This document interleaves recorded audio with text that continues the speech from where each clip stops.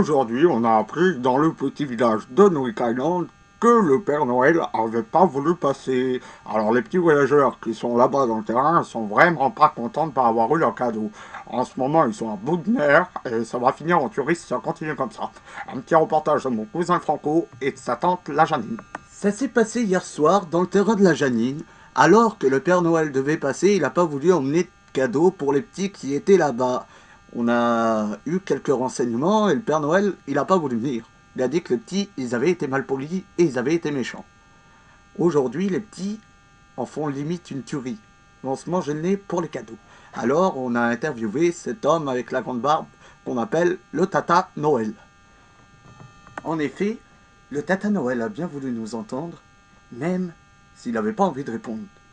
Sachant que c'est un homme qui est vraiment réservé, qui parle pas à tout le monde, et surtout qui aime bien boire son petit coup et s'amuser. Aujourd'hui, on a eu quelques nouvelles. On a essayé de comprendre pourquoi les petits n'avaient pas eu de cadeau, et ça nous a touché le cœur. Le Père Noël, c'est lui, l'homme avec la grande barbe, celui-là qu'on appelle aussi le Tata Noël dans le milieu.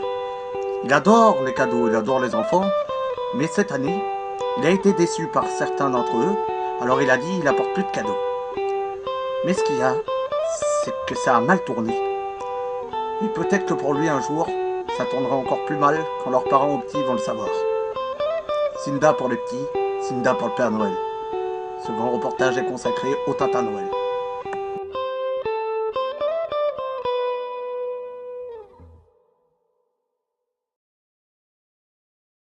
Bon alors voilà, bonjour Père Noël. Bonjour. Si on vous interviewe aujourd'hui, c'est pour savoir un peu qu'est-ce qu'il y a eu, pourquoi vous n'avez pas amené de cadeaux pour les petits. Eh bien, je vais te le dire, tout simplement, j'en ai marre qu'on me prenne pour un gentil, hein, parce que moi, je ramène des cadeaux, t'as vu, aux petits, là, et j'arrive vers des villamondes. C'est des... Il y a des jungalows, il y en a, ils ont des têtes, on dirait des monstres, et les petits qui sont pas gentils, en plus, ils sont mal polis. Et quand les petits sont mal polis, j'amène pas de cadeaux. Et ça, c'est un truc qu'il faut que tu retiennes. Parce que être le Père Noël, c'est bien beau, et toi, tu sais pas ce que c'est, toi. C'est parce que c'est de devoir se lever, travailler tous les jours, toute l'année. Et oui, même le dimanche, on travaille, juste après avoir été au culte. Eh oui. D'accord. Et la question que tout le monde se pose, êtes-vous un voyageur? Ben, moi, je suis un voyageur, oui. D'accord.